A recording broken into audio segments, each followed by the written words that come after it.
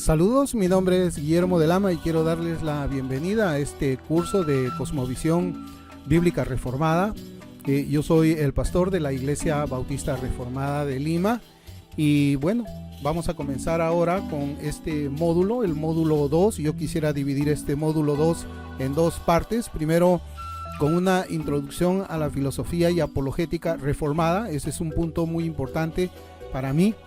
Y en la segunda parte trataremos del tema relacionado con la fe y la razón, viendo las perspectivas de Tomás de Aquino y también la perspectiva reformada. Vamos a citar a Juan Calvino, a Cornelius Van Til, y pues mi tarea es, por medio de estos cursos, convencerlos a ustedes de cuál es la mejor perspectiva bíblica en cuanto a hacer la apologética y que podamos pues ser instruidos por la palabra del Señor y por los comentarios y los libros y las ideas que han transmitido estos autores del pasado.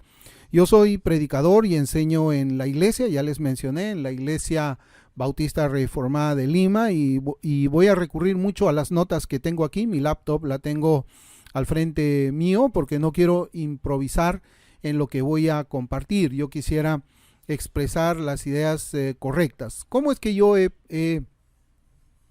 trabajado mis notas? Bueno, cuando yo leo libros, porque me interesa mucho conocer no solamente las frases que se citan de ciertos libros, que algunas veces yo he podido ver que hasta las han sacado de contexto y han hecho de que el autor diga algo que no dice. Yo prefiero leer los libros y de los libros yo voy extrayendo notas, pues utilizando la tecnología, mi laptop, yo leo un texto y voy haciendo notas de ese texto, cosas que a mí me llaman mucho la atención y que puedo resaltar allí, desde mi propia perspectiva, mi perspectiva bautista, reformada. Entonces, yo quisiera pues que ustedes me tuviesen de alguna manera alguna paciencia por el hecho de que voy a ir leyendo mis notas y ya les he comentado cuáles son las razones por las que yo lo voy a hacer.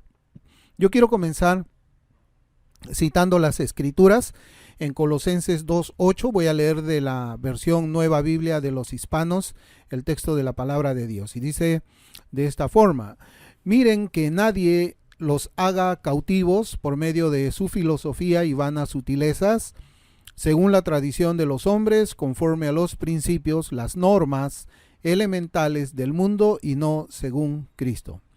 Fin de la cita. Bien, como les decía, en este módulo 2A, voy a llamar el módulo 2A, exploraremos primero una introducción a la filosofía y la apologética reformada, y en el siguiente módulo, que vamos a llamarlo el módulo 2B, nos centraremos especialmente en la relación entre la fe y la razón. He decidido hacerlo, yo tengo mis notas juntas acá, pero he decidido hacerlo en dos partes porque intenté primeramente grabar el estudio, un solo estudio, estos dos temas, pero el video me salió demasiado largo, salió un video como de casi 2 horas. Entonces yo pensé que un video de casi 2 horas era un poco difícil que una persona pueda, en estos tiempos, pueda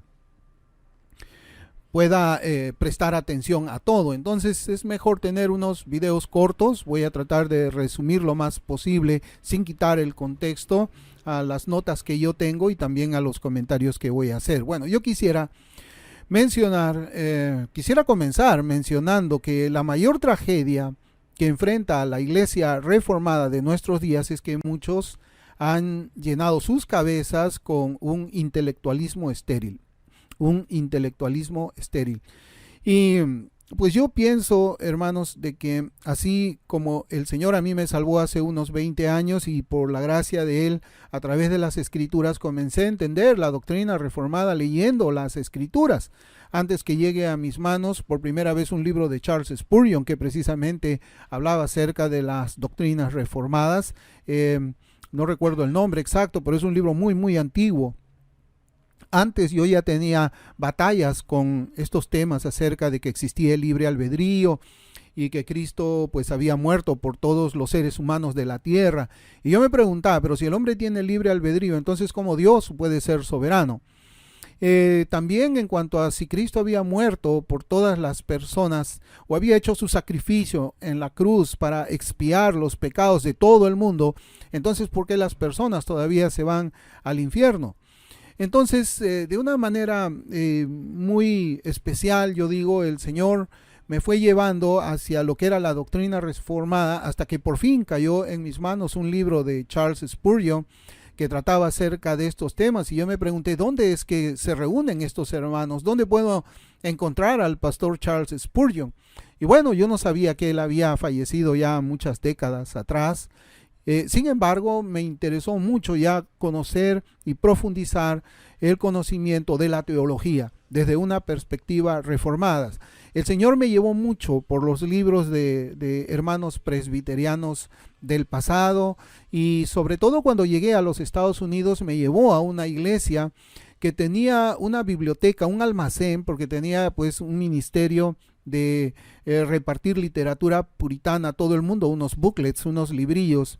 Y ahí yo me encontré con todo lo que era la enseñanza puritana en cuanto a la santificación, en cuanto al evangelio, en cuanto a la conversión, cómo luchar con el pecado. ¿Quién no ha leído tal vez la literatura puritana de entonces?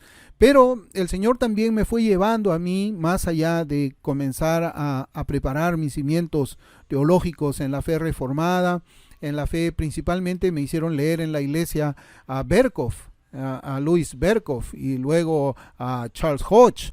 Pero después, por la misericordia del Señor, yo digo, el Señor mismo me fue llevando también, no solamente a mirar la teología, sino principalmente me llevó a estudiar también lo que era la filosofía cristiana y también la apologética.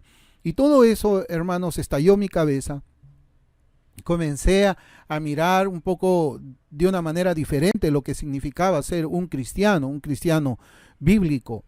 Cuando yo conocía teología, evidentemente yo no solamente lo hice para tener un mayor conocimiento acerca de la doctrina de la salvación, sino eso, más que llevarme a muchos debates, me llevaba a mirarme a mí mismo, a mirar mi corazón, a mirar a Dios, mirar la gracia de Dios. Y yo creo que eso siempre nos conduce por unas acciones piadosas, primeramente en la casa, luego en la iglesia y finalmente en la sociedad.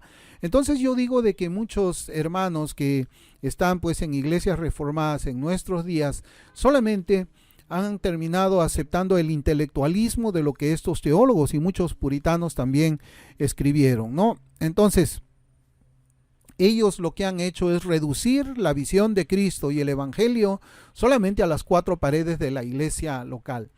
Y mi pensamiento de todo esto fue todavía evolucionando mucho más cuando comencé a leer a hombres como Francis Schaeffer, Cornelius Van Til, Gresham Machen, al mismo Abraham Kuyper, también a él. Y bueno, por la gracia del Señor comencé a ver exactamente cuál era mi papel como cristiano aquí en la tierra.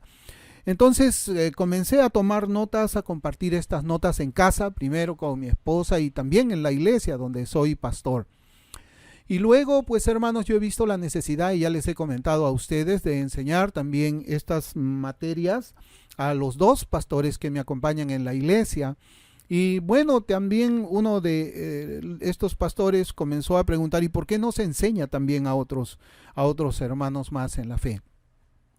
Bueno, enseñar esta tarea no es fácil para mí. Yo no enseño mirando a una cámara. Quizás yo utilizo más la cámara para hacer algunos comentarios de ciertos temas, pero enseñar propiamente un curso de cosmovisión es un desafío para mí. Para mí es mucho más fácil estar de pie en un púlpito con mis notas y exponer la palabra del Señor, o lo que hacemos en la iglesia. En la iglesia tenemos dos pizarras grandes, y después de que almorzamos, porque almorzamos en nuestra iglesia, llevamos nuestro almuerzo allí, inmediatamente yo hago lecciones en la pizarra, y ahí yo sé improvisar y sé hacer todo esto. Estar sentado ahora delante de mi laptop, delante de este micrófono y de esta cámara, es algo nuevo para mí, y yo espero poder hacerlo bien. Por eso es que yo les decía, quiero estar seguro de lo que yo voy a hacer, ¿no? Entonces, ¿a qué cosa ha conducido todo este intelectualismo, intelectualismo que se ha quedado encerrado en las cuatro paredes de las iglesias de una manera monástica. ¿A qué cosa ha conducido? Bueno, en el presente hay una tendencia de resistencia de los ateos que atacan todo lo que tiene que ver con Dios y con la Biblia, ¿no? Se ve claramente en las protestas de ciertos grupos que respaldan temas como el aborto, el feminismo, los derechos LGBT, y a los socialistas o comunistas se les ve que ellos han ganado muchísimo terreno en la arena pública, en todas las esferas de la sociedad. Cuando usted mira, por ejemplo, las escuelas, desde el kindergarten ya están ellos, los niños, los pequeños, siendo instruidos, siendo ideologizados por estos artífices intelectuales, ¿no?, de la ideologización. Es para mí terrible eso, y me van a escuchar seguramente muchas veces que yo creo firmemente que un cristiano genuino no puede enviar a sus hijos a una escuela pública y tampoco a una escuela privada. Puede hacerlo, puede utilizar, sí, yo creo, escuelas cristianas que verdaderamente enseñen lo que es la educación o la instrucción, porque la educación yo creo que se hace en casa y la instrucción se da en la escuela. La educación se hace en casa porque ahí se tiene que formar el carácter de un niño, y la instrucción, o sea, los temas acerca de las ciencias, la gramática y todo eso se hace en la escuela, ¿no? Entonces nosotros como padres educamos a nuestros hijos y tenemos que instruirlos también en casa. Es una instrucción o homeschooling como le llaman. Pero el resultado que nosotros podemos ver en la sociedad, que esta sociedad está mal, comienza en las escuelas, porque en las escuelas existe pues la ideologización a los niños, se les pervierte la mente enseñándole gráficas pornográficas, ¿no? Bajo el pretexto o pretexto de que esto es para evitar el bullying, para la inclusión social, la inclusión de género. Pero lo cierto es de que al final cuando un joven, ya un adolescente, termina saliendo de la escuela, tiene dos caminos: o se convierte en un activista socialista, progresista, o se convierte en una persona que no está confundida en cuanto a su sexualidad, ¿no? O se convierte en un gay o algo así. Esos son los resultados de la educación, y yo creo que cualquier persona que haya estudiado de dónde es que vienen esas currículas me va a dar la razón. Entonces se ve claramente eso. La sociedad está así. ¿Por qué?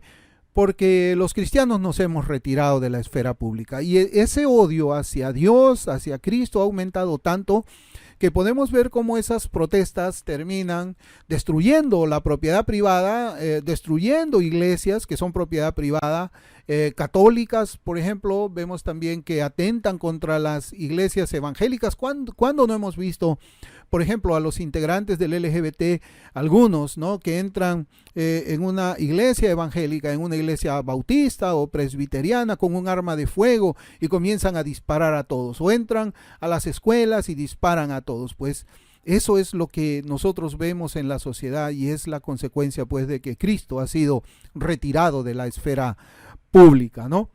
Estas protestas pues terminan frente a iglesias católicas o protestantes, y aún en las universidades, universidades que han sido fundadas por los puritanos, como la Universidad de Harvard, la Universidad de Princeton.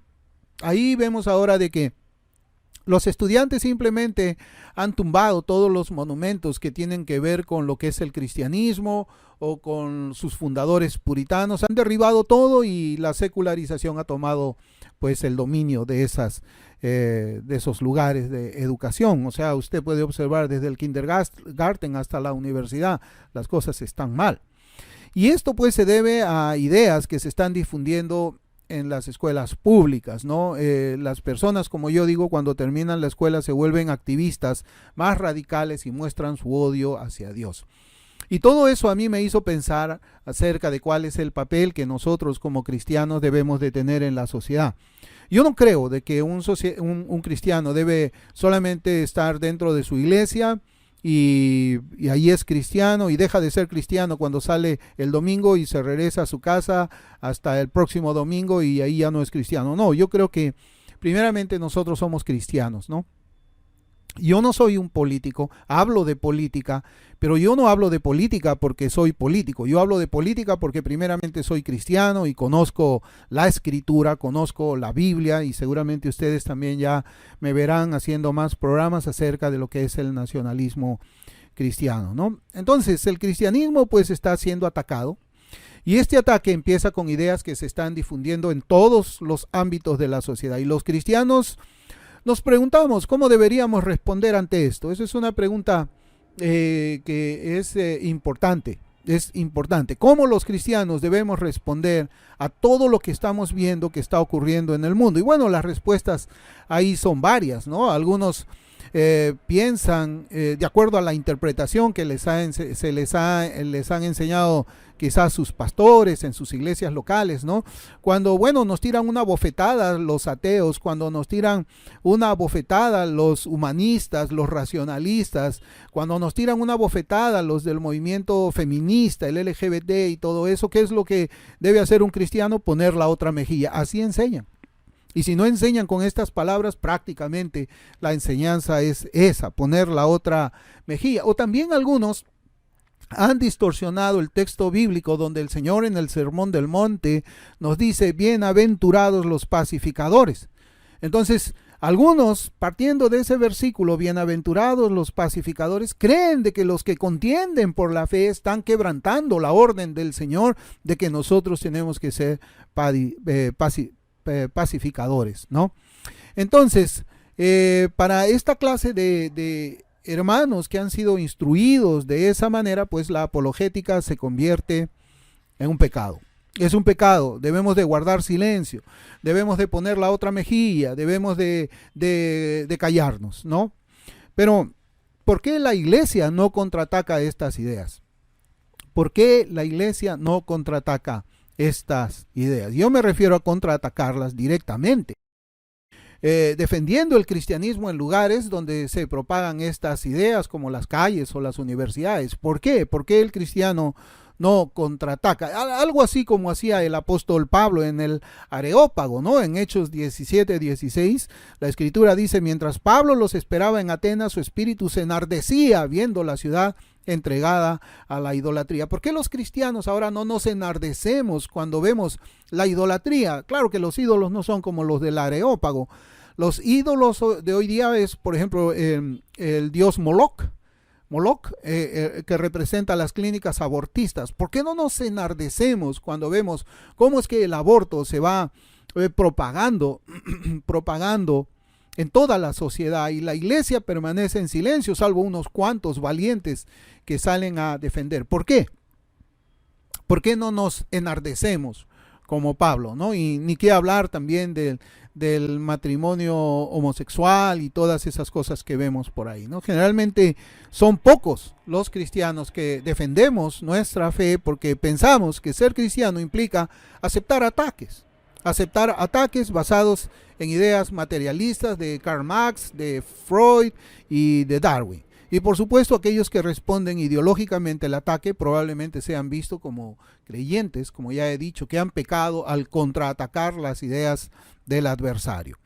Yo siempre afirmo, tal vez debido a mi experiencia en el ejército peruano, en la división de paracaidistas allá por los años 1900, por los 80, al principio de los años 80, quizás esa experiencia mía me hace pensar que si alguien me ataca con un arma, entonces deberíamos salir a defendernos y atacar con un arma más grande.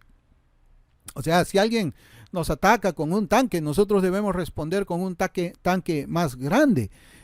Por ejemplo, como cuando alguien se enoja y me dice a mí que estoy intentando imponerle mi moralidad, pero yo le respondo, claro, pero tú quieres imponerme tu inmoralidad. Y esa imposición de la inmoralidad usando las leyes, lo que hace es simplemente poner nuestras casas y nuestras iglesias y nuestro país en peligro. Entonces, cuando yo me refiero a contraatacar con un arma más grande, debe entenderse en el contexto del plano de las ideas. El cristianismo, la filosofía cristiana, la apologética cristiana tiene armas contundentes para derribar todos esos argumentos y llevarlos cautivos a la obediencia a Cristo, ¿no? Entonces, eso es a lo que yo me refiero. Los cristianos debemos siempre contraatacar, debemos defender la fe. Así dice la Escritura en Judas 3 y también en Pedro, en el capítulo 3, nos dice que debemos estar preparados para presentar defensa, es decir, contraatacar. Cuando ellos nos atacan con sus ideologías, debemos contraatacar con la Escritura y con la filosofía cristiana y la apologética cristiana. Y debemos hacerlo de la misma manera que el Señor Jesucristo nos enseñó, siguiendo su ejemplo y obedeciendo su mandamiento, como dice Colosenses 4:6, sea vuestra palabra siempre con gracia, sazonada con sal, para que sepáis cómo debéis responder a cada uno. Colosenses 4:6. Entonces, también hemos escuchado un proverbio que dice: la mejor defensa es el ataque. Y con eso yo me refiero a que los cristianos debemos ir a esos lugares que están siendo dominados por las tinieblas. No debemos esperar de que ellos estén en la puerta de nuestra iglesia tirándonos piedras o tratándonos de mojigatos o sabe qué cosa más. Nosotros debemos salir y predicar a Cristo a las naciones. Así dice la Escritura, así dice la Gran Comisión. Entonces, el problema es que la iglesia no sale. La iglesia ha confundido también la predicación del evangelio con la apologética. Ser la sal de la tierra es prevenir la corrupción y nosotros no debemos de mezclar el evangelio. Algunos dicen: bueno, ya salí, prediqué el evangelio. Veremos pues si es que alguien en la misericordia del Señor se convierte. Eso no es así. Cuando entendemos que vivimos en un tiempo posmoderno, que las personas prácticamente creen de que Dios no existe, un tiempo poscristiano donde las personas creen de que Satanás lo ha derrotado al Señor Jesucristo, entonces lo primero que tenemos que hacer es lo que hizo Francis Schaeffer: primero derribar esas filosofías y luego predicar el evangelio. Primero demostrarles que el cristianismo es una fe racional y luego predicarles el evangelio. ¿Para qué? Para que nosotros podamos tener un consenso cristiano. Un consenso cristiano es la obra que tiene que hacer la iglesia. La iglesia tiene que demostrar que Cristo es Señor, que Cristo vive, que Cristo es Rey y que Cristo es superior a todos los reyes de la tierra. Y una vez que nosotros hemos derribado todas esas concepciones ideológicas ateas y demostramos la supremacía de Dios, recién nosotros podemos convencer a las personas. Quizás el Señor no lo salve, pero ellos, después de conversar con nosotros, tienen que irse convencidos de que lo que les hicieron creer a ellos acerca del aborto es mentira, no es un derecho de la mujer, es asesinato. Y que por causa de ese asesinato la ira de Dios está sobre ellos.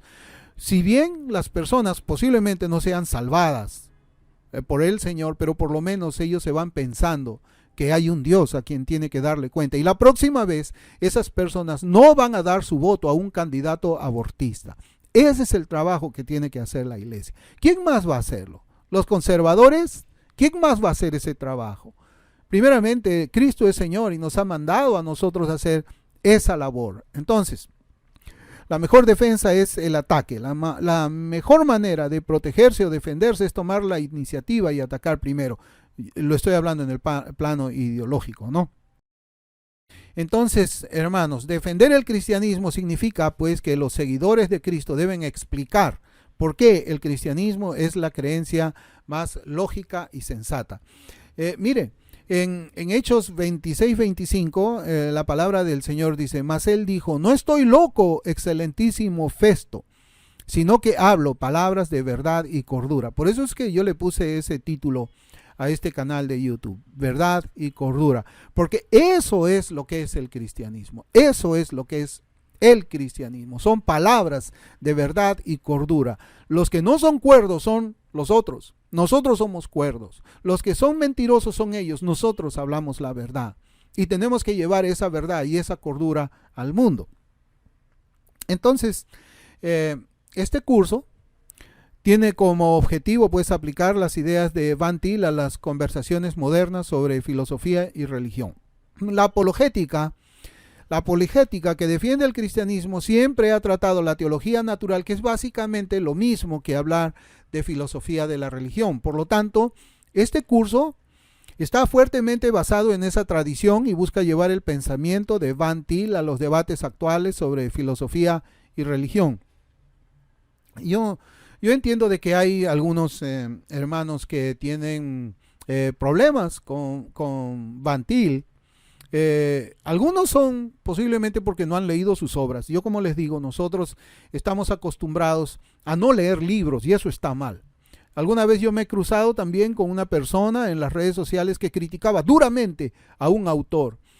Y yo le pregunté, porque vi que su cita no era una cita, era una cita distorsionada del autor. Y yo le pregunté, ¿usted ha leído ese libro? ¿Ha leído a ese autor? ¿Saben? No lo ha leído, no lo había leído.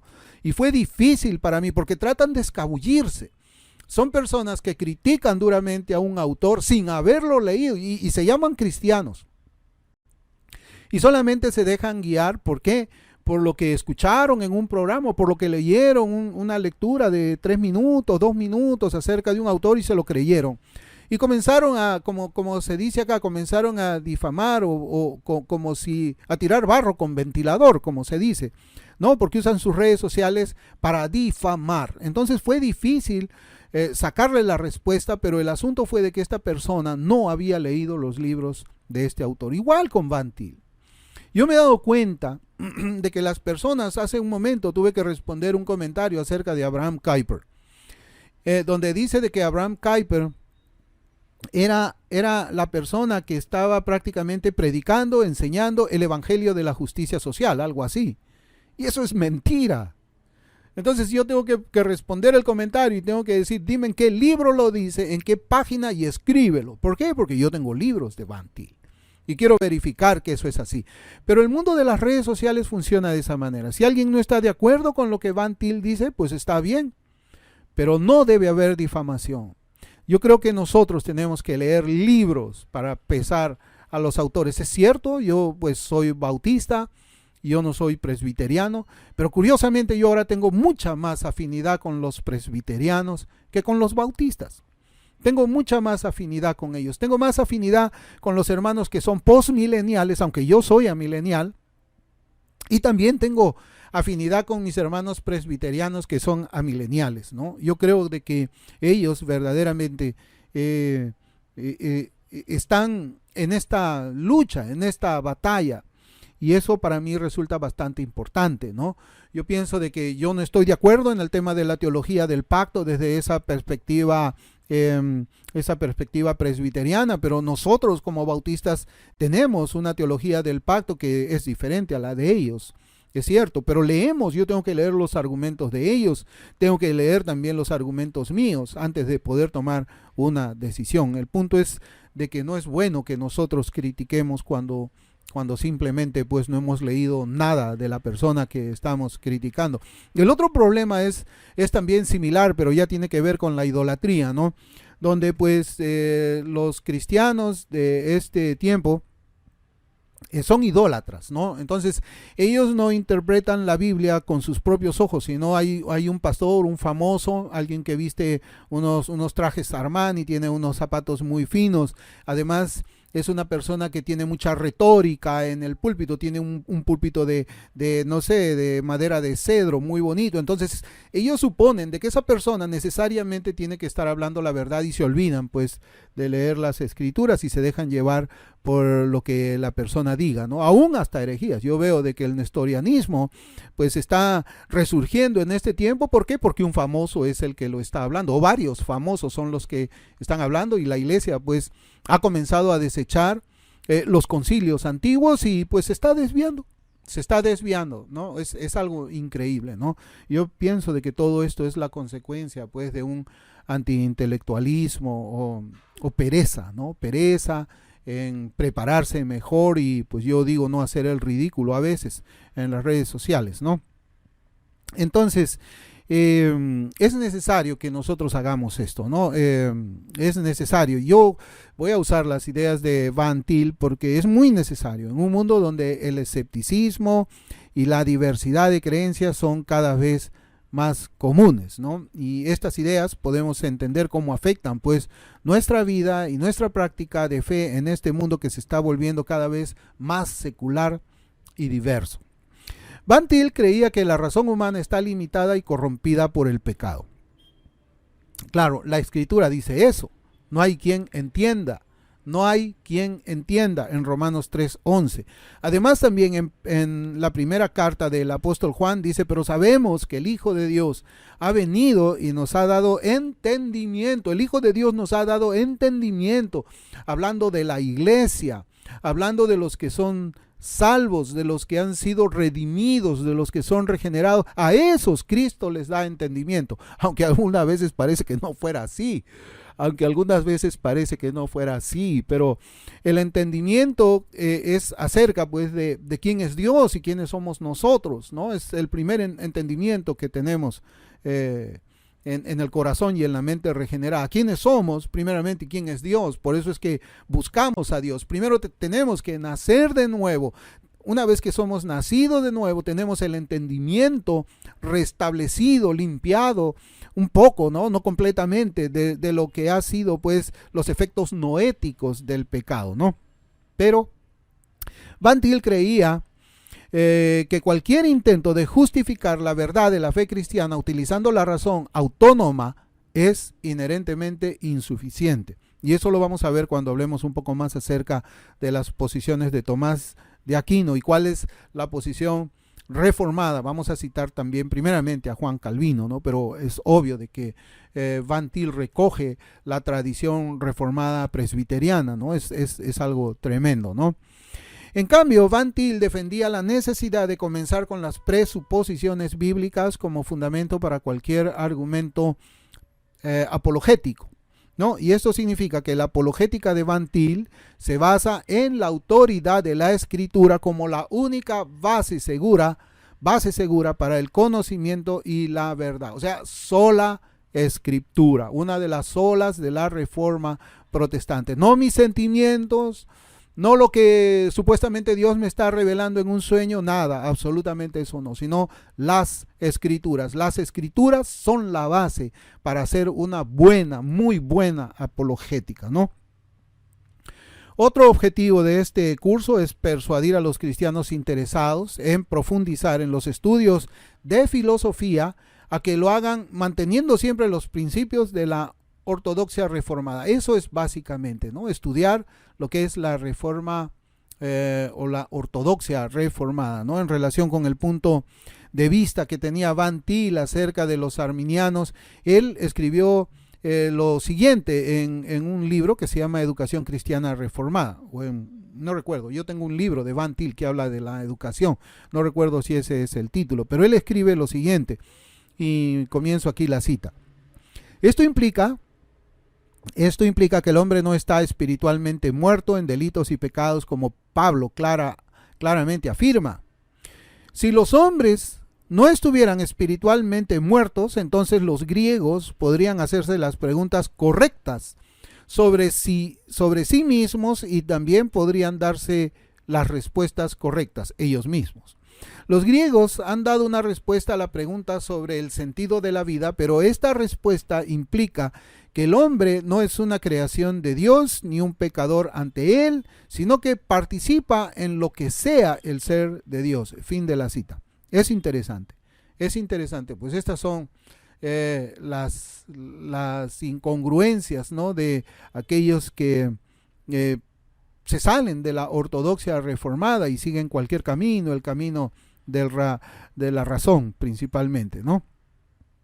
Entonces, desde un punto de vista filosófico, el énfasis en el libre albedrío plantea interrogantes sobre la naturaleza humana y su relación con lo divino.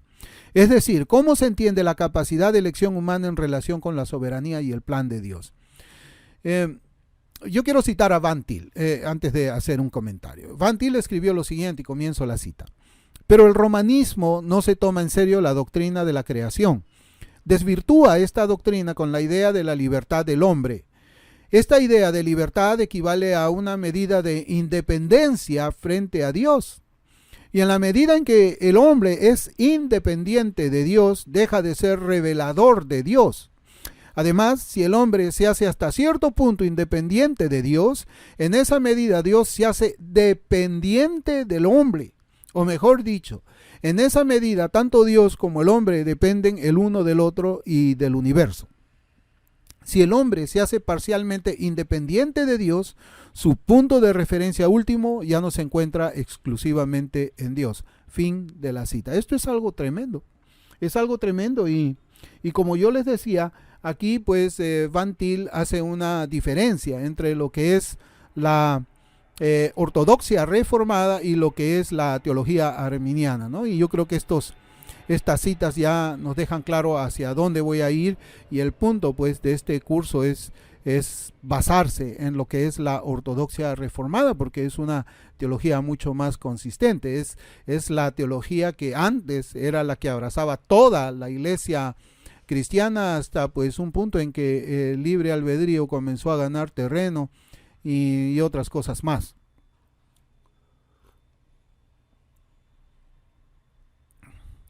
Bueno, en términos apologéticos, esta postura arminiana genera una discrepancia con la visión tradicionalmente bíblica sobre la caída humana y la necesidad de redención, ¿no? Mientras que la teología arminiana enfatiza la capacidad humana para elegir a Dios, la perspectiva calvinista a la que Van Til se adhería resalta la soberanía de Dios en la salvación y la dependencia total de la gracia divina. No quiero decir que vamos a ignorar a todos los filósofos cristianos creyentes que no siguen la ortodoxia reformada, donde ellos han estado escribiendo tratados de filosofía cristiana. En cambio, debemos examinar sus obras con mucho cuidado, guardando aquellas que están de acuerdo con la sana doctrina. La integración de la filosofía y la teología, es interesante este término, la integración de la filosofía y la teología. Por eso es que yo les decía que primero es necesario tener un fundamento teológico firme en la ortodoxia reformada para después pensar en una integración de la filosofía con esa base teológica para poder hacer una buena defensa de la fe. Ese es el orden. Teología más filosofía igual una buena apologética. Si tenemos una mala teología, vamos a tener una mala apologética, ¿no? Entonces la integración de la filosofía y la teología ha sido un esfuerzo de larga data dentro del pensamiento cristiano. Con diversos enfoques y perspectivas surgieron a lo largo de la historia. En el contexto de la ortodoxia reformada, la relación entre filosofía y teología es particularmente significativa, ya que los académicos buscan navegar las complejidades de la investigación filosófica mientras defienden los principios doctrinales de la tradición reformada. Entonces esto, hermanos, esto es lo primero que yo creo que tenemos que hacer, ¿no? Tener una teología reformada, luego integrar a esa teología reformada o esa sana doctrina una filosofía sana también. ¿Y cuál va a ser el resultado? Pues va a ser una apologética robusta, una apologética fuerte, una apologética que va a derribar rápidamente cualquier argumento que se levante en contra de Cristo, de su persona, de su palabra y de su señorío también. Uno de los principales factores fue la influencia del positivismo, ¿no? Eso sí, uno de los principales, una corriente filosófica que ganó prominencia en el siglo XIX y que promovía un enfoque científico y empírico del conocimiento. Vamos a hablar nosotros acerca del conocimiento, la epistemología desde ese punto de la sana doctrina, ¿no? Vamos a ver, yo voy a estar hablando acá también un poco de cómo es que los creyentes en la mitad prácticamente del siglo pasado estuvieron prácticamente derribados por toda este movimiento del positivismo, ¿no? Y los cristianos hubo un momento en que no sabían cómo poder responder a todos esos ataques ideológicos. El positivismo cuestionaba la validez de las afirmaciones religiosas y metafísicas, lo que generó una inseguridad generalizada hacia la religión y la metafísica tanto dentro como fuera de la comunidad cristiana. Hermanos, los pensamientos conducen a los actos. Alguien dice, los pensamientos traen consecuencia en nuestras acciones. Si el mundo está lleno de positivismo, si el mundo no cree que Dios sea el rey sobre todo, entonces ¿cómo es que va a actuar ese mundo? Si nosotros quitamos a Dios de la esfera pública, lo que va a haber afuera es un caos moral, un caos, va a haber desorden y va a haber todo eso. Por eso es que usted cree de que el Señor Jesucristo se preocupa por la sociedad, por cómo es que están, qué es lo que está pasando en el mundo. Pues yo creo que sí, el Señor se preocupa, ¿no? Entonces, si el Señor se preocupa, nosotros también deberíamos preocuparnos, y no solamente una preocupación intelectual o sensiblera, sino una preocupación bíblica, cristiana, ¿no? De ir y salir, obedecer, hacer algo para evitar que todo se termine de corromper, ser la sal de la tierra. Bueno, continuamos.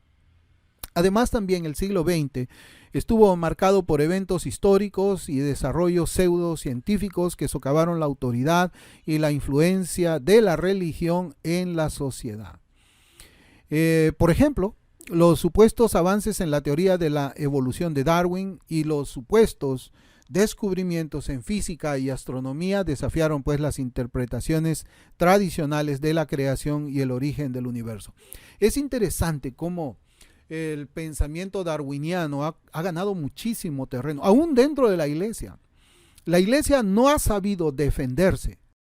Lo mejor que pudo hacer es fusionar el darwinismo con la doctrina de la creación y sacar lo que se llama la evolución teísta, que no es una cosa que reconocer la teoría darwiniana de alguna manera y unirla con la verdad de Génesis.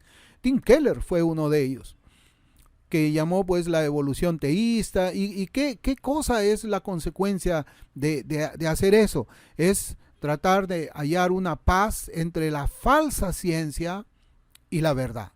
Es eso.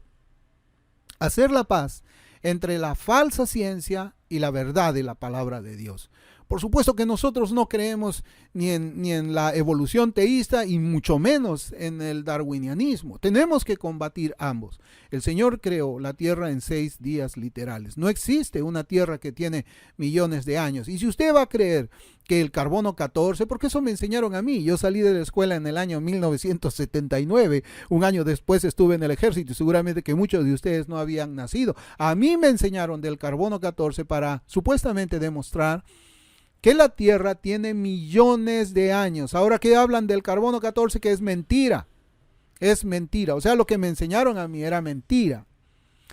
Y pues la verdad, ¿cuál es? La verdad es que la Tierra es joven, tiene 6.500 años más o menos, ¿no? Pero todas esas cosas comenzaron a influenciar la iglesia, ¿no?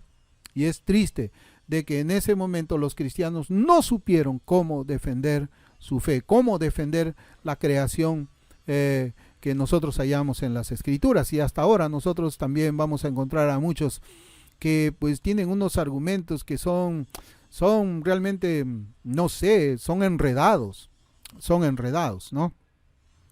Otro factor importante fue el surgimiento de movimientos políticos y sociales que promovían el secularismo y la separación entre la iglesia del Estado. Ahora, esa enseñanza de la separación de la iglesia y el Estado, eso lo inventaron los cristianos. Eso lo creemos nosotros. La Biblia enseña de esa manera. Pero nosotros creemos en la separación de la iglesia y el Estado de una manera diferente a como la cree el mundo. El mundo dice la iglesia tiene que estar separada, es decir, guarda tu moralidad en las 4 paredes de tu templo y el gobierno debe conducirse como a mejor le parezca, pero nosotros no creemos eso. En primer lugar, y voy a hablar ahora de Kuyper, nosotros debemos comprender que Dios ha instituido instituciones, o Él ha creado instituciones, ha establecido instituciones. Una institución es el hogar.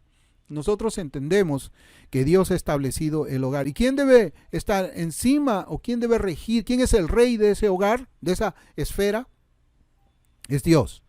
El Señor también ha establecido la iglesia. Él ha establecido la iglesia.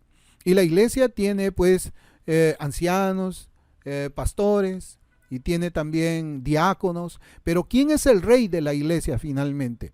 ¿Quién está sobre la iglesia? Es el Señor Jesucristo, Señor de señores y Rey de reyes. El Señor también ha instituido los gobiernos.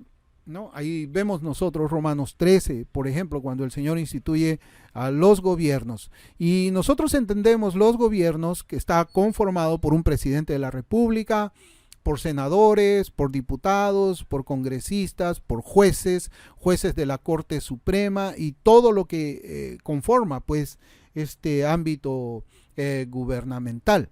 Pero ¿quién es el que está como Señor por encima del gobierno? Es Dios. La diferencia entre la iglesia y el Estado es que Dios a la iglesia le ha dado las llaves del reino y al gobierno le ha dado la espada para que haga justicia y castigue a los que son malos. La separación implica eso, pero el gobierno no está separado de Dios. El gobierno debe estar sometido a Dios. ¿Por qué? Porque si Dios no es la cabeza del gobierno, entonces el gobierno es Dios. Y eso trae consecuencias graves para los cristianos. Trae consecuencias graves porque siendo que el gobierno se convierte en Dios, entonces el gobierno tiene el derecho, tiene la libertad de quitarnos los derechos como la libertad, la propiedad privada y otros más. Entonces, eso es lo que significa la separación entre la iglesia y el Estado, y estos movimientos políticos y sociales pues abogaban por una sociedad basada en principios seculares y racionales. Ahí cuando hablo pues de principios seculares y racionales, seguramente que ya viene a su mente lo que fue la Revolución Francesa. Esto contribuyó pues a la marginalización de la religión en la esfera pública y académica.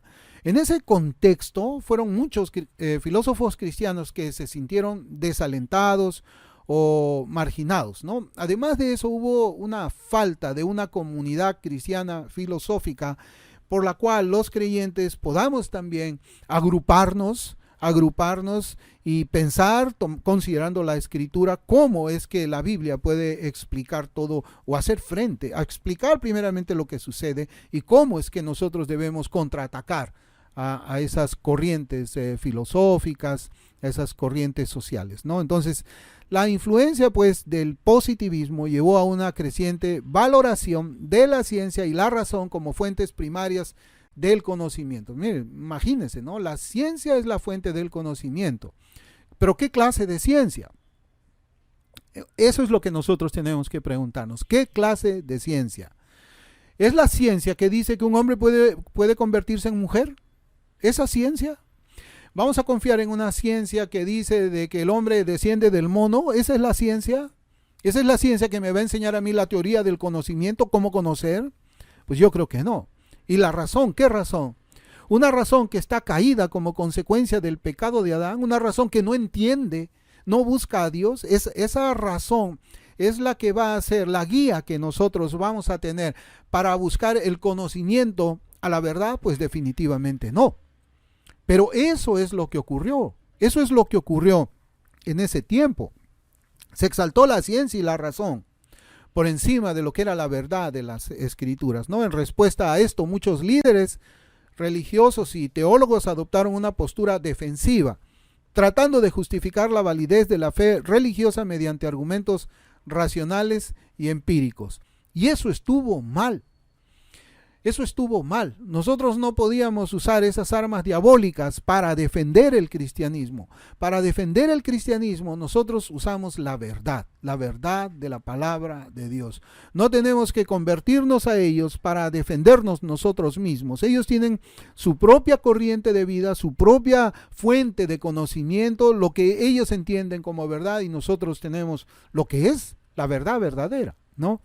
Sin embargo, esta postura defensiva también llevó a una oposición a explorar ideas que se alineaban con las concepciones científicas predominantes, lo que limitó el desarrollo de una filosofía cristiana y robusta en ese tiempo, ¿no?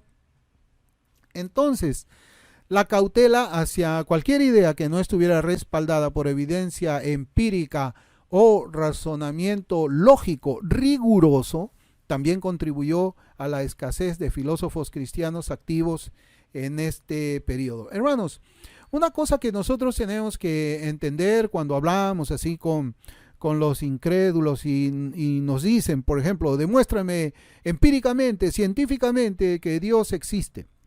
Hermanos, ese es un argumento bien gastado. ¿Saben? Porque no todo se puede demostrar empíricamente y científicamente. Por ejemplo, Mi cumpleaños fue el 26 de abril. Y ese día a mí me prepararon una comida muy especial que a mí me gustaba mucho, ¿no? Entonces, ¿cómo puedo demostrar yo científicamente, empíricamente, que yo comí esa deliciosa comida? En primer lugar, ya no está en mi estómago, no está en mis intestinos. Yo no podría demostrar científica y empíricamente qué cosa fue lo que yo comí, pero ¿cómo lo puedo demostrar? Haciendo uso de la prueba testimonial. Una prueba que se utiliza en las cortes de justicia ahora, ¿no? No todo es cierto, la ciencia ayuda a que los jueces tomen decisiones, a que los jurados tomen decisiones, las pruebas de ADN, pero muchas veces no se encuentran pruebas de ADN, hay pruebas circunstanciales, hay pruebas testimoniales y se llega a un veredicto de culpabilidad. No se hace uso de la ciencia o el empiricismo y la prueba científica, sino se hace uso de la prueba testimonial. Yo lo vi como empuñó el arma. Esa es una prueba testimonial. Y es igual, hermanos.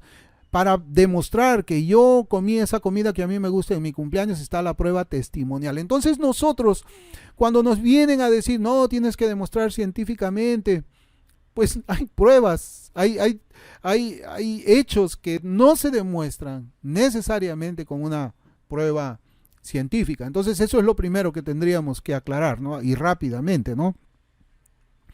Así es, ¿no? Entonces, este contexto intelectual y cultural desafiante presentó pues barreras significativas para el desarrollo y la participación de la filosofía cristiana en los debates contemporáneos, aunque también generó un renovado interés y un impulso hacia una renovación filosófica en las décadas posteriores, ¿no? Y pues debido a la prominencia del positivismo en la época, los filósofos cristianos se vieron obligados a adentrarse en el campo de la epistemología. Miren qué interesante. Comenzaron ellos a desarrollar una epistemología, que es la rama de la filosofía que se dedica al estudio del conocimiento, sus fundamentos, su naturaleza y su alcance, ¿no? En respuesta al positivismo, que desechaba las creencias religiosas como irracionales o no verificables, los filósofos cristianos se embarcaron en el desarrollo de una epistemología sólida en relación con las creencias religiosas. Y esta epistemología buscaba establecer que las creencias religiosas podían ser racionales y justificadas, incluso si no se ajustaban a las mismas normas de verificación empírica que las afirmaciones científicas. Y esto fue, hermanos, algo tremendo. Algo formidable, ¿no? Que todo este positivismo haya impulsado a los cristianos a trabajar también en el campo de la filosofía, en la rama de la epistemología. Y también vamos a ver que comenzaron a trabajar ellos en la rama de la metafísica, que es otra rama también de la filosofía, ¿no? Entonces, ese estudio de la epistemología se convirtió pues en un estudio crucial, ¿no? El positivismo, que defendía la primacía de la experiencia empírica y la observación en la adquisición de conocimiento, generó pues desconfianza hacia las creencias religiosas, pero todo comienza a solucionarse cuando los hermanos en la fe, yo pienso que movidos por Dios, por el Espíritu de Dios, ellos comenzaron a adentrarse en la construcción, en la investigación y la construcción de una epistemología bíblica reformada, ¿no? Entonces, pues en ese contexto los filósofos cristianos se vieron obligados a abordar preguntas fundamentales sobre la naturaleza del conocimiento religioso, ¿no? Nosotros, hermanos, vamos a estudiar los trabajos de Van Til en cuanto a la epistemología reformada. Vamos a estudiar eso, ¿no? Entonces, una de las personas también que tuvo prominencia en el siglo pasado fue Alvin Plantinga, ¿no? Alvin Plantinga y su desarrollo del argumento ontológico modal para la existencia de Dios. Yo no quiero profundizar eso, pero usted puede buscarlo. Es el argumento ontológico modal para la existencia de Dios. Yo creo que esa fue una de las primeras respuestas también que animó a otros hermanos cristianos a adentrarse en este campo de la filosofía cristiana, ¿no? No vamos a profundizar, pero tenemos que reconocer el aporte de Alvin Plantinga en este tema en el siglo pasado, ¿no? Entonces, como ya hemos mencionado anteriormente, estamos pues viviendo tiempos peligrosos en los que la cultura ha logrado influenciar fuertemente a la sociedad con diversas ideas filosóficas que van en contra de la creencia de Dios. Y esto incluye corrientes como la del racionalismo, el humanismo secular, el materialismo darwiniano y las ideas de Carl Jung, que vamos a ir viéndolas también cuando comencemos a ver un poco más acerca de las otras cosmovisiones, porque en realidad existen solamente dos caminos: el camino de la verdad y el camino de la mentira, la cosmovisión verdadera y la cosmovisión falsa. Y dentro de la cosmovisión falsa ahí pues vamos a encontrar muchas corrientes, ¿no?, que con la ayuda del Señor pues vamos a ir viendo en este curso. Bueno, como decía, nos encontramos ahora en una época que no solo es postmoderna, sino también postcristiana. Así se le llama a esta época, postcristiana. Y ante esta situación surge una pregunta natural: ¿cuál será nuestra respuesta como cristianos a todo esto que estamos viendo? Desde el principio yo les hablé que las cosas andaban muy mal. Satanás ha ganado terreno en todas las esferas de la sociedad. Y aún yo pienso que él también se ha infiltrado dentro de las iglesias evangélicas. Hay marxismo que se ha infestado como una levadura dentro de las iglesias evangélicas, porque ahora tenemos también evangélicos que, por ejemplo, votan por candidatos izquierdistas, candidatos progresistas. Bueno, hay muchas cosas por ahí. O sea, inclusive ellos se han adentrado en iglesias evangélicas, han incursionado con su error. Ya mencioné a Tim Keller, ¿no?, esta teología. Tim Keller fue un marxista sólido, ¿no? Él habló mucho del evangelio de la justicia social, así como hay muchos ahora y que seguramente vamos a ir tratando más adelante, ¿no? Pero existen tres posibles reacciones de la iglesia, y yo creo que esas tres reacciones son las que nosotros encontramos si es que comenzamos a mirar un poco el escenario completo a nuestro alrededor. La iglesia ha reaccionado de tres maneras. La primera ha sido el monasticismo, ¿no?, o el pietismo. La iglesia, cuando ha visto que pues todo el mal, todas esas ideologías han estado corriendo en la arena secular, ¿qué ha hecho la iglesia? Se ha metido, no sé si esa es la palabra, se ha metido en las cuatro paredes de su iglesia, ¿no? Y ha dicho, bueno, el mundo que siga cuesta abajo, a nosotros no nos importa. Lo que vamos a hacer nosotros va a ser salarnos entre nosotros mismos. O sea, el salero, en lugar de estar salando la sociedad, el salero está dentro de las cuatro paredes de la iglesia y se salan entre todos los cristianos, se echan sal entre ellos. Esa es la primera. La primera respuesta ha sido el monasticismo. La segunda respuesta es que muchas iglesias se han dejado absorber por la cultura. Y ahí vemos nosotros como la teoría crítica, por ejemplo, ha ingresado a las iglesias, ingresa a los seminarios. Es decir, se han amoldado a la corrupción ideológica de este mundo. Y eso no es de sorprendernos.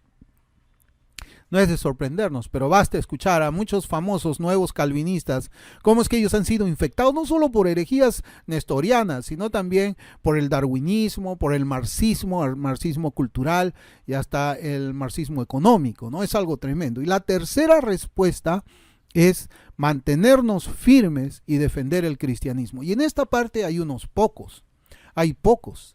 Son pocos, pero la idea es de que seamos más, que el Señor pues despierte a su pueblo, levante hombres valientes para que Cristo sea proclamado ahí donde las tinieblas han ganado terreno, ¿no? Ese es el propósito también de este curso, ¿no? Porque nosotros como cristianos podemos enfrentar cambios culturales manteniendo nuestra fe.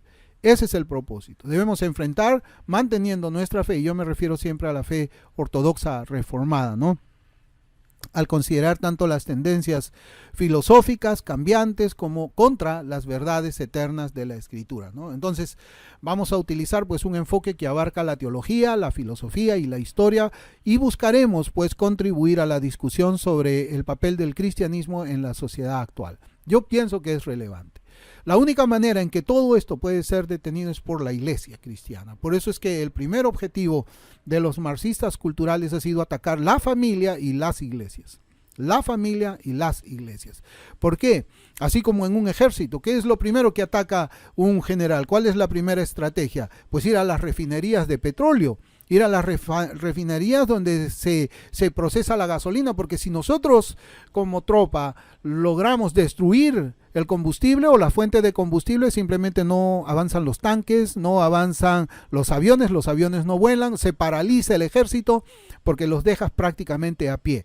Entonces es igual, el marxista piensa igual, estamos en una guerra. Entonces ellos han dicho, ¿cómo podemos avanzar sin que nadie se ponga delante de nosotros y nos estorbe? Pues tenemos que destruir la familia y tenemos que destruir la iglesia del Señor, ¿no? Y eso es lo que ellos han estado haciendo, pero gracias a Dios que existen todavía pastores e iglesias que se mantienen firmes. Bueno, el pensamiento posmoderno pues ha dejado una marca significativa en la cultura contemporánea, y aquí vemos que este pensamiento posmoderno ha influenciado en áreas como el lenguaje, la verdad y la moralidad. El lenguaje, la verdad y la moralidad. Y eso es lo que yo quisiera que veamos. Primeramente, quisiera que veamos el ámbito del lenguaje, ¿no? El ámbito del lenguaje. El posmodernismo desafía la idea de que las palabras tienen significados fijos y universales. En cambio, enfatiza que el significado es fluido, las palabras están sujetas a interpretación, y eso ha llevado a un mayor énfasis en la diversidad lingüística y cultural. Un ejemplo ha sido pues el Matt Walsh. Él hizo un documental. ¿Qué es una mujer? Es una pregunta. ¿Qué es una mujer? Y lo interesante es que los catedráticos de las universidades prestigiosas en los Estados Unidos no podían responder qué cosa es una mujer. En cuanto a la verdad, el posmodernismo cuestiona la posibilidad de alcanzar una comprensión objetiva y definitiva del mundo. O sea, no existe la verdad. Ellos promueven la idea de múltiples narrativas y perspectivas, cada una válida en su propio contexto. Bueno, ¿dónde vemos esto? Esto vemos en programas de televisión.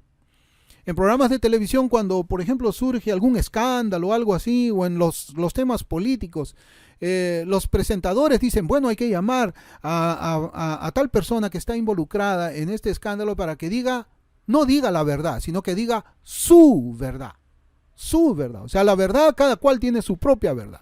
Tú tienes que decir tu verdad, otra persona dice su verdad, y así pues se ataca lo que es la verdad, ¿no? Y en el ámbito de la moralidad, pues ya lo sabemos, el posmodernismo ha atacado el ámbito de la moralidad. El pensamiento posmoderno desafía normas éticas y universales, argumentando que los valores son construcciones sociales y subjetivas en lugar de principios absolutos. Si quitas a Dios, quitas la moralidad, y cada cual se vuelve su propio Dios y cada uno construye sus propias normas morales. Por eso es que nosotros vemos que la sociedad está como está, pues, y el posmodernismo presenta una serie de desafíos significativos para las doctrinas cristianas tradicionales, ¿no?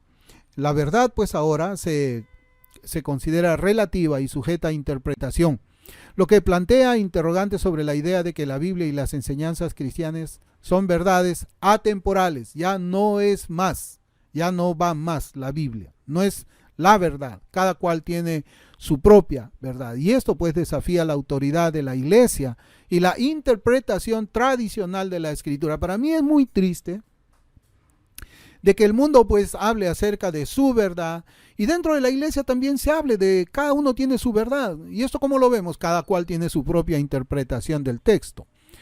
O sea, claro, yo interpreto este texto, esa es mi verdad del texto, cada cual tiene su verdad del texto, y así pues nosotros podemos ver que aún esta forma de atacar la verdad se ha introducido en las iglesias evangélicas, ¿no? Bueno, ¿por qué es importante establecer un marco teológico basado en el pensamiento reformado para la epistemología y la metafísica, demostrando su aplicabilidad a los debates filosóficos actuales? Bueno, es una pregunta bien larga. Y lo primero que yo quiero hacer es pues definir términos aquí. Si no definimos los términos, pues yo creo que este curso va a ser algo así que se puede moldear a cualquier perspectiva, ¿no? La idea no es esa. Entonces, ¿qué es el pensamiento reformado? Y esto ya lo dije, ¿no? Este término se refiere a la corriente teológica dentro del cristianismo protestante que se originó en el siglo XVI durante la Reforma Protestante, liderada por figuras como Martín Lutero, Juan Calvino y otros, ¿no? Entonces ahí vemos que el pensamiento reformado se caracteriza por una serie de principios teológicos, ¿no? El tulip, o sea, los 5 pétalos o los 5 puntos del calvinismo, las 5 solas de la reforma también. Epistemología, ¿qué cosa es la epistemología? Es el estudio de la naturaleza del conocimiento, cómo se adquiere, qué es, cómo podemos estar seguros de que es válido lo que hemos conocido, y la epistemología aborda preguntas sobre la verdad, la justificación y la fe, ¿no? Metafísica. Esta rama de la filosofía se ocupa de la naturaleza de la realidad y lo que realmente existe. Examina conceptos como la existencia, la identidad, el tiempo, el espacio y la causalidad, ¿no? Ahora, consideremos por qué el establecimiento de un marco teológico basado en el pensamiento reformado podría ser importante para la epistemología y la metafísica, así como su aplicabilidad a los debates filosóficos actuales. Y acá yo voy a mencionar el título de las razones. Por ejemplo, consistencia y coherencia filosófica. El pensamiento reformado ofrece un sistema de creencias coherente y bien desarrollado que aborda no solo aspectos teológicos, sino también cuestiones epistemológicas y metafísicas. Esto puede proporcionar un marco sólido para abordar preguntas filosóficas sobre la naturaleza del conocimiento y la realidad. Segundo, supremacía de las escrituras y fundamentación teológica. La doctrina de la sola escritura sostiene que la Biblia es la autoridad suprema en asuntos de fe y práctica. Al basar la epistemología y la metafísica en este principio, se establece una base sólida que se remonta ¿a dónde? A la revelación divina. Una visión teocéntrica.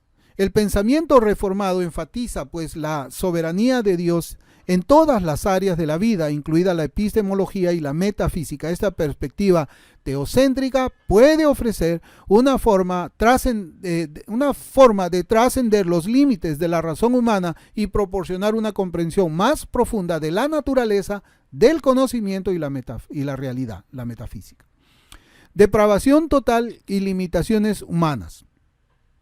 La doctrina de la depravación total enseña que la naturaleza humana está completamente corrompida por el pecado y por lo tanto nuestras capacidades cognitivas están afectadas por esta condición, y esto puede llevar a una epistemología humilde que reconoce las limitaciones del entendimiento humano y la necesidad de depender de la revelación divina. Cuando hablamos, hermanos, de la revelación divina, no solamente hablamos de la escritura, porque un ateo puede leer la escritura, está leyendo la verdad, pero Dios no le ha revelado la verdad. Acuérdense que el Señor Jesucristo, cuando habla de la revelación, Él dice, Él agradece al Padre diciendo: Padre, te doy gracias porque revelaste estas cosas acá a mis discípulos y no se las revelaste a los demás. O sea, aún Dios es soberano de a quien Él se revela. Y cuando Dios se revela a una persona, y evidentemente esto es cuando ocurre la regeneración, cuando Dios se revela a una persona, le repara el entendimiento, ese entendimiento que estaba esclavizado por el pecado. Ahora ese entendimiento es libre y puede conocer y acceder a la verdad divina y comprender con los límites que evidentemente nosotros conocemos. Ahora, en cuanto a su aplicabilidad a los debates filosóficos actuales, un marco teológico basado en el pensamiento reformado puede ofrecer una perspectiva única y rica que desafía algunas de las presuposiciones subyacentes en la filosofía contemporánea. Por ejemplo, en el debate sobre la naturaleza del conocimiento, el enfoque reformado podría ofrecer una crítica a las teorías empiristas o racionalistas, argumentando que la verdadera fuente de conocimiento proviene de Dios y su revelación en las Escrituras. En cuestiones metafísicas, el pensamiento reformado podría ofrecer una visión de la realidad que trasciende el materialismo reduccionista y reconoce la existencia de una realidad espiritual y trascendental. En debates éticos, el marco teológico reformado podría proporcionar una base para la discusión sobre la naturaleza del bien y el mal, basado en la naturaleza de Dios y su revelación en las Escrituras. Como un resumen de la necesidad de un marco teológico reformado, yo quiero añadir lo siguiente. En primer lugar, el pensamiento reformado proporciona un marco teológico sólido que se alinea con las enseñanzas bíblicas sobre la naturaleza de Dios, la humanidad y el mundo. Esta cosmovisión sostiene que Dios es la fuente última de todo conocimiento y verdad, lo que tiene implicaciones profundas para la epistemología, es decir, la teoría del conocimiento. En lugar de depender únicamente de la razón humana o de las percepciones sensoriales, el pensamiento reformado reconoce que el conocimiento verdadero comienza con el temor del Señor y la revelación divina.